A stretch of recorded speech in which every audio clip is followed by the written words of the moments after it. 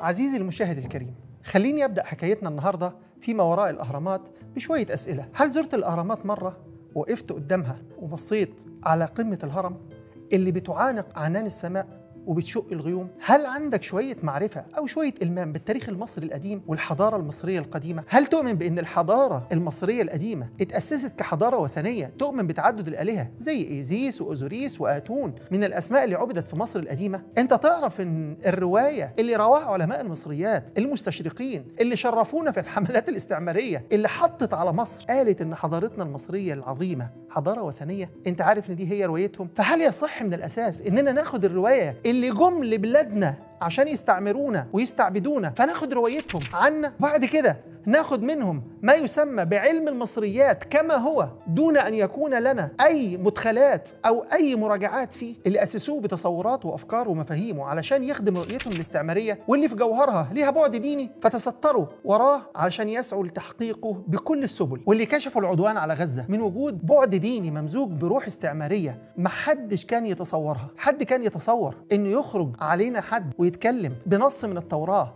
أو بنص من الإنجيل؟ حد كان يتصور الكلام ده؟ في حين إن لو حد من عندنا خرج واتكلم بآية من القرآن الدنيا تقوم وما تقعدش. سبحان الله. ليه لازم نتقبل رواية علماء المصريات الغربيين والمستشرقين اللي هم سهام المستعمر اللي أطلقوها علينا لتصيب عقولنا ووعينا؟ وليه نتركه يحتكر الحديث عن الذات المصرية القديمة وهويتها وحضارتها ويفسر رموزها زي ما هو عايز، ومش من حقنا إن احنا نتكلم عن نفسنا بكل اللغات؟ هي دي الأسئلة وغيرها اللي هنحاول نجاوب عليها في الحلقة دي والحلقات اللي بعدها فيما وراء الأهرامات.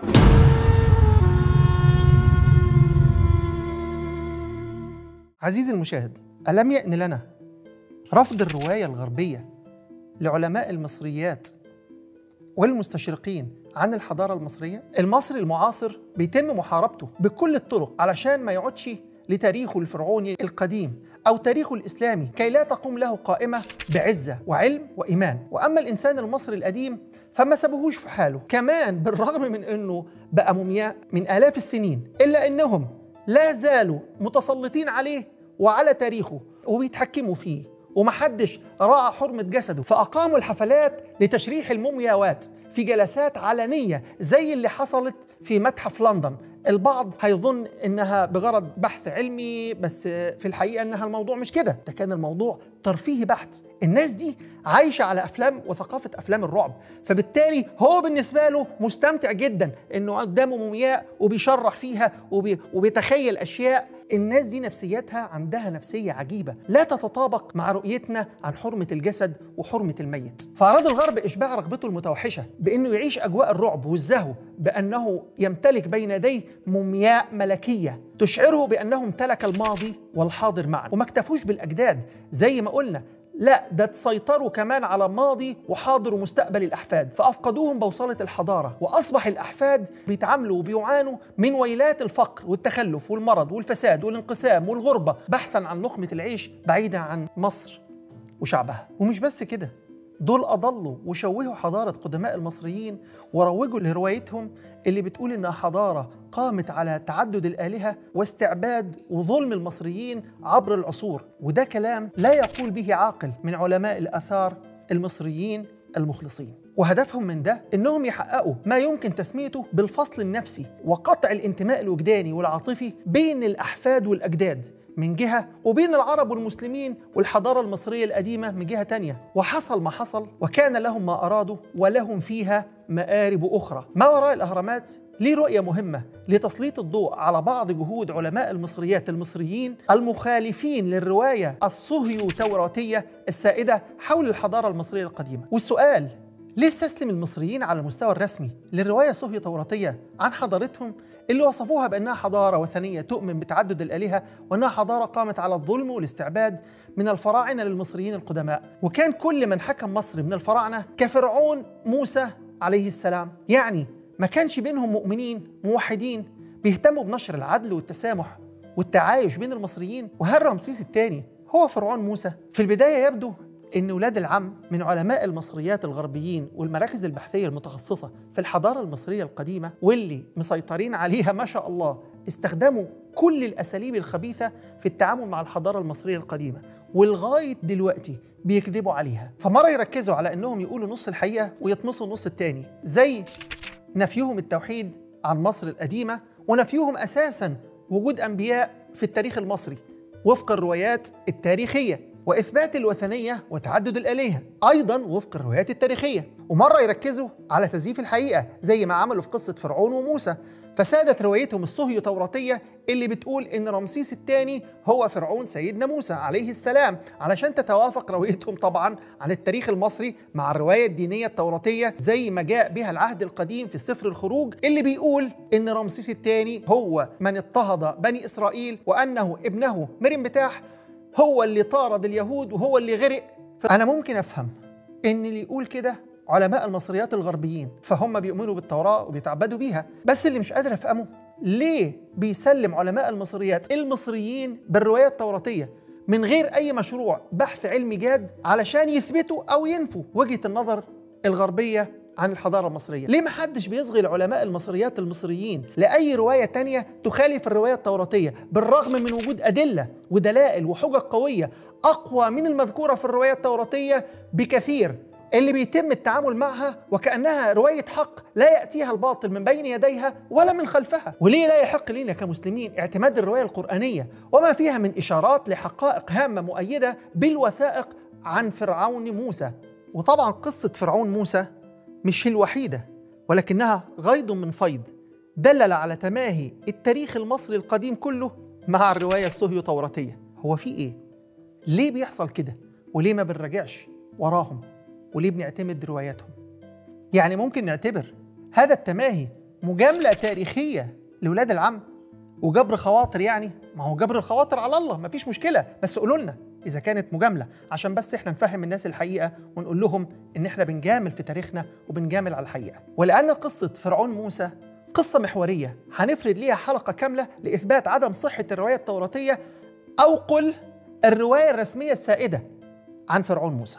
بصراحة أنا عندي سؤال، ليه المسؤولين ما بيتبنوش رواية تقدم الحضارة المصرية القديمة للمصريين وللعالم على إنها حضارة توحيدية بتعبد إله واحد؟ ليه سايبين مساحة كبيرة من الشك بتقول إنها كانت حضارة وثنية وإن كل التماثيل والأصنام اللي حوالينا دي كلها كانت لمعبودات بتعبد من دون الله؟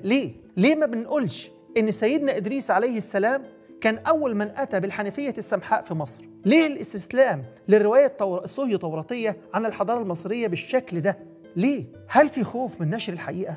وإن يبدأ المصريين اللي هم شعب متدين بطبعه، شعب متدين بطبعه، للتصالح مع حضارتهم القديمة، ويبدأ العرب والعجم من كل حدب وصوب في إدراك إن الدين كان أساس قوي للحضارة المصرية القديمة، فيعمل ده انقلاب في التصورات والمفاهيم وبالتالي المعتقدات كمان. كلنا شايفين غزة وأثرت في تاريخ العالم إزاي وإنسانيته، وشايفين الناس بتدخل في دين الله أفواجا دلوقتي فقط بصمود أهل غزة الأسطوري، وبدأوا يسألوا إزاي الناس دي صبرة وصمدة بالشكل ده، فدفعهم للبحث عن سر هذا الصمود الأسطوري. صمود عجيب، صمود لم يشهد له العالم مثيل. لا تقول لي لينينجراد ولا تقول لي برلين ولا تقول لي فرنسا، ولا مفيش.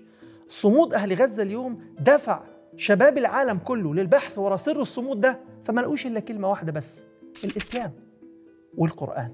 هل إحنا خايفين من استعادتنا كمصريين لوعينا التاريخي ونذهب مندفعين نحو التدين وننظر له على أنه هو الحل الوحيد لحل جميع مشاكلنا اللي بنواجهها وتحدياتنا اللي إحنا خايفين منها؟ وإن أجداد المصريين القدماء بالدين وبتوحيدهم صنعوا هذا المجد وهذا التاريخ؟ وطبعا الإجابات معروفة، وعلشان كده إحنا في ما وراء الإهرامات هنحاول نقدم لكم الرواية التي لا يراد لها أن تروى والحكاية التي لا يراد لها أن تحكى عن توحيد المصري القديم.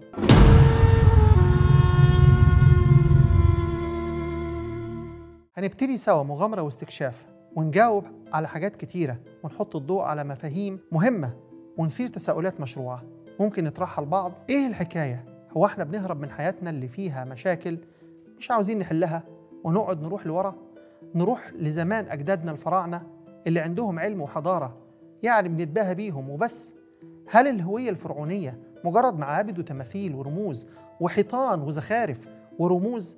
هي دي مجرد شوية تحف واكسسوارات للمتاجرة بنسخها في المحلات والبازارات وبيع الأصل منها في المزادات في أوروبا وأمريكا وجميع أنحاء العالم بعد أن يتم تهريمها بطرق شيطانية من حفنة ممن لا يقدرون حقيقة مصر ولا تاريخها أو أثرها في حياة وتاريخ المصريين والدنيا كلها. وزي ما ذكرت التوراة إن قصص الأمم السابقة وروت عنهم روايتها، فإن القرآن الكريم لم يتركنا كمسلمين من غير ما يروي لنا ويقدم لنا الرواية الصادقة اللي تحصننا كمسلمين من الوقوع في أفخاخ القصص المنحرفة أو المحرفة. والحقيقة اللي عاوز أنبه عليها هنا هي أننا لما نذكر التاريخ لا نعني أننا هنروي قصص أو حكايات لقضاء أمسية عائلية ونقول لكم مشاهدة ممتعة زي ما بيحب البعض أن يسمع. فلو حد من حضراتكم بينتظر مننا كده هنعتذر له من البداية، وعليه أنه يدور على برنامج آخر للتسلية. واللي بنطرحه في ما وراء الأهرامات رواية نسعى من خلالها لكشف الحقائق عن تاريخنا المصري القديم، وبالتالي لدينا مساحة من الجدية.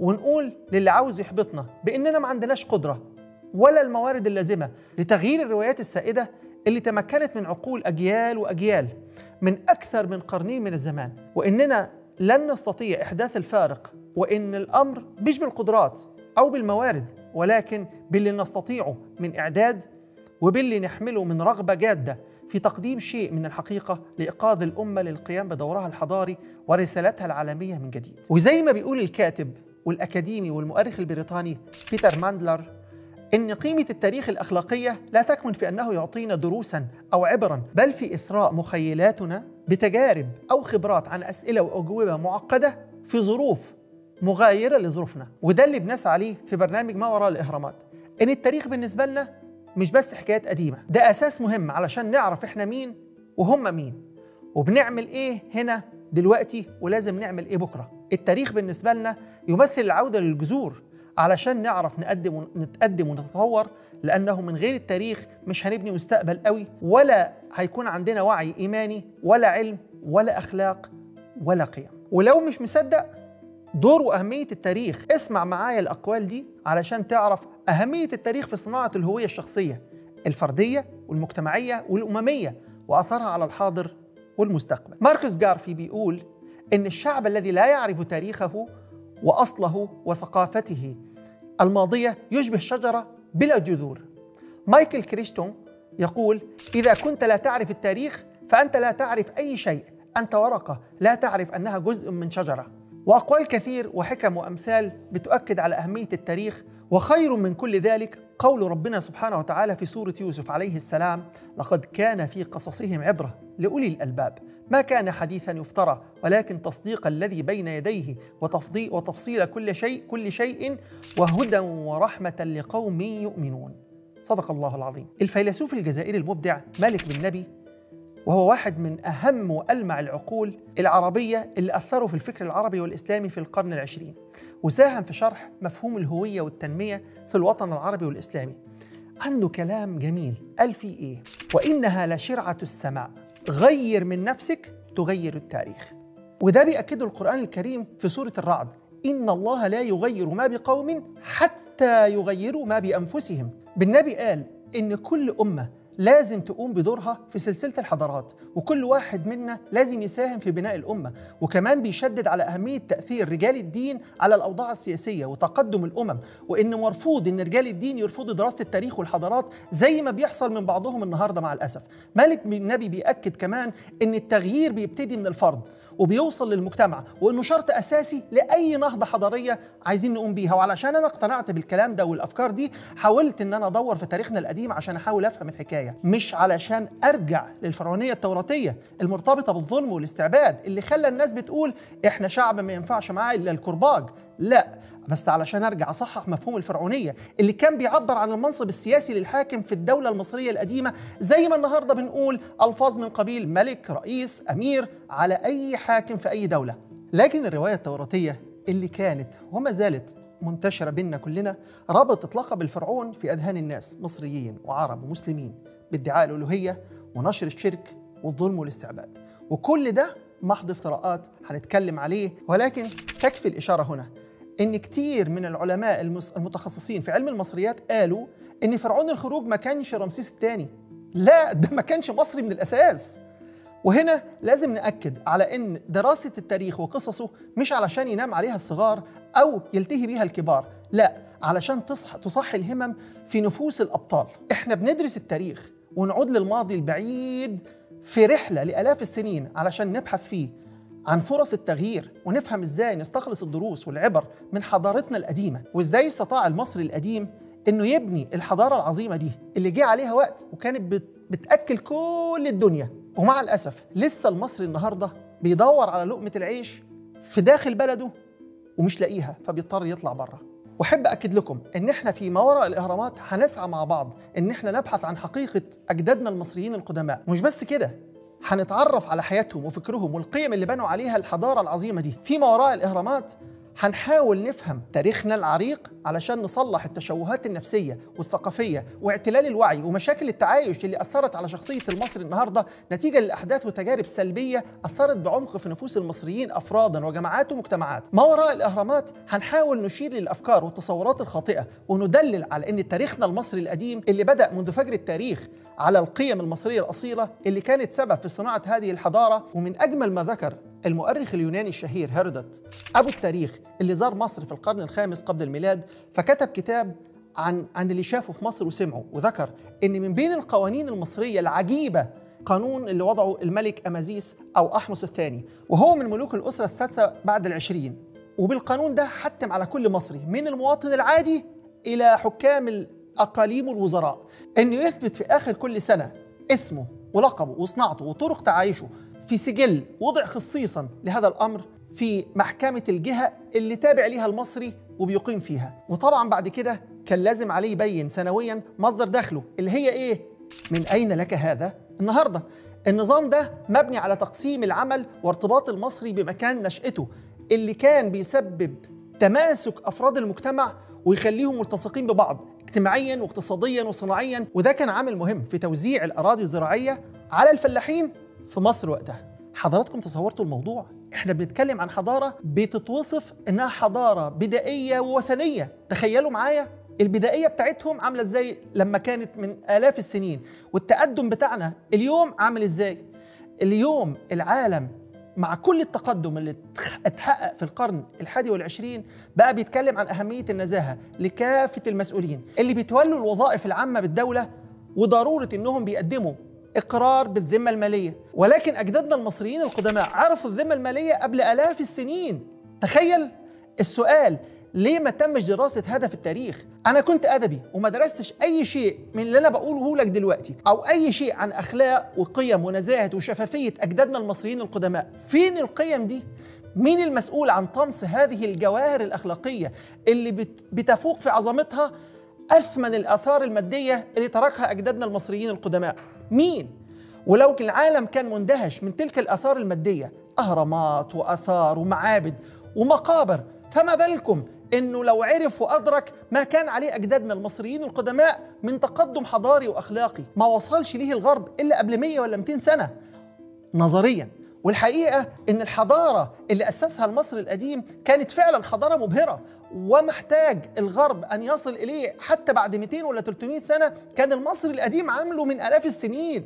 تخيلوا إيه العظمة دي. ودلوقتي وبعد ما ذكرت لكم القانون اللي بيوازي بل يتفوق على أفضل قوانين النزاهة في دول كتير من دول العالم في العصر الحديث، ربما زالت الدهشة عند المندهشين عندما قلت إن ما وراء الأهرامات العظيمة إنسان عظيم، وإن من كان ينظر بإعجاب وانبهار لمنجزات الحضارة المصرية القديمة اللي كان من أبرزها الأهرامات والمسلات والمعابد والتماثيل الضخمة واللوحات الفنية والمقابر وتوابيت السرابيوم، إلا أن الأكثر دهشة واللي يستحق الإعجاب فعلا هو قيم وأخلاق ومنظومة الحكم اللي صنعها المصري القديم وأسس عليها أول دولة مركزية قوية سياسياً وعسكرياً واقتصادياً، ونظام حكم لم يكن موجود ولم يعرف في التاريخ، ونظم بيها الدولة وقنن بيها القوانين اللي حققت للدولة المصرية القديمة الأمن والأمان والاستقرار اللي عاشت مصر بيها لآلاف السنين. ولا عجب في ذلك، فإنما الأمم الأخلاق ما بقيت فإنهم ذهبت أخلاقهم ذهبوا.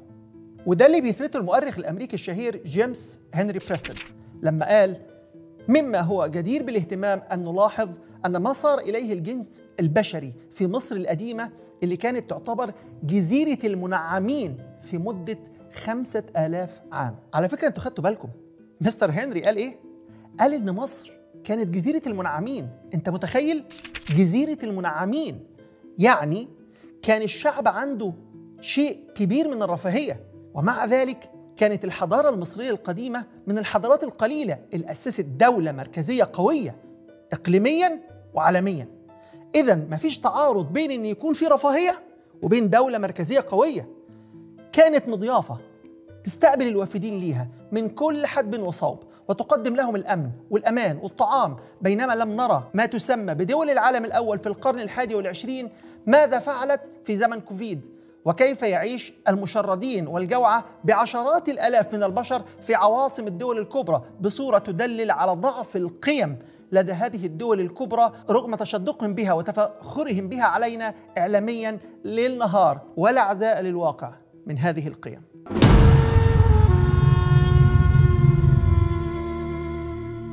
وكما من الله على قريش بإطعامهم من جوع وتأمينهم من الخوف، فقد من الله عز وجل على مصر بذلك في عهد سيدنا يوسف عليه السلام، بأن جعلها سلة لغذاء العالم القديم وسببا في إنقاذ البشر من المجاعة الإقليمية التي كانت تعصف بأمم وشعوب كاملة حولها. وقد قال الله تعالى: اهبطوا مصرا فإن لكم ما سألتم. وقال تعالى: ثم يأتي من بعد ذلك عام فيه يغاث الناس وفيه يعصرون. انتوا حسيتوا بالآيات معايا؟ الآيات دي كانت بتوصف الأمن والأمان اللي عاشت فيها مصر من آلاف السنين، ومش بس هي، عاش كمان كل الوافدين ليها اللي جايين من كل حدب وصوب على اختلاف مقاصدهم ومراميهم وأديانهم. بالمجمل كانت مصر القديمة مركز ومحور العالم القديم، وكانت مصر وزي ما يقال وبضدها تتميز الأشياء، بس على ما يبدو أن المعلومات الواردة من عمق الحضارة المصرية القديمة اللي أسسها أجدادنا المصريين والمصنفة كحضارة بدائية كانت أكثر رحمة ونزاهة وحسن خلق من حضارة الرجل الأبيض الأنجلو ساكسوني اللي ما يزال بيظن أنه الأرقى وأنه صاحب الحضارة الحديثة والأعظم على كوكب الأرض. مش عارف إزاي، بس مش مشكلة، خلينا معاهم. رغم أنها حضارة جابت لنا الرأسمالية المتوحشة اللي سحقت ملايين من الفقراء حول العالم ودفعتهم للعمل لحساب حفنة من الأغنياء اللي بيسيطروا على كل شيء على كوكبنا وعايشين في قصورهم في عواصم الدول الكبرى.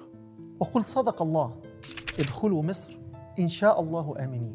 والعبرة هنا مش بعموم اللفظ لكن بخصوص السبب، ومفيش غرابة في سماع أصوات مصرية من فترة للتانية بتطالب بالعودة للفرعونية. طبعا هم بيقصدوا حضارة مصر القديمة، والسبب ده هو الرغبة في استعادة العظمة والمكانة اللي كانت عليها مصر القديمة في عيون ونفوس شعبها من المصريين، والرهبة في عيون ونفوس الأمم والشعوب المجاورة لمصر وأيضا جميع شعوب العالم. والحقيقة أن قدماء المصريين بنوا حضارة استطاعت أن تبهر العالم بعظمتها وتلهمه بعجائبها التي ليس لها مثيل في العالم. وعلى فكرة العظمة والفخامة دي كانت سبب في ظهور حركة ظهرت في القرن اللي فات اسمها حركة إيجيبتومينيا. الحركة دي معناها الهوس بالمصريات، الحضارة الغربية مهووسة بالمصريات أو بالحضارة المصرية القديمة في شكل آثارها المعمارية، معابدها، منتجاتها الحضارية الأخرى اللي هنتكلم عنها باستفاضة في الحلقات القادمة، إلا دليلاً على تجاوز تأثير الحضارة المصرية القديمة لحدود مصر الجغرافية إلى العالم أجمع، خاصة في أوروبا والأمريكتين. وعلى فكرة ده دليل على تأثير الحضارة المصرية خارج حدودها اللي وصلت لأوروبا وأمريكا والعالم كله. على فكرة ده كان بعد الحملة الفرنسية، وخاصة بعد فك رموز حجر رشيد على يد الشاب الفرنسي شامبليون اللي هنستعرض قصته وهنتشارك معاكم معلومات ربما لا يعلمها الكثير عن الجهود التي بذلت لفك رموز حجر رشيد. فازاي لو أدرك الغرب حقيقة الحضارة المصرية القديمة وتوحيدها وأخلاقها وقيمها السابقة لعالم اليوم في القرن ال21؟ وده اللي هنحاول نسلط الضوء عليه ليكم أعزائي المشاهدين.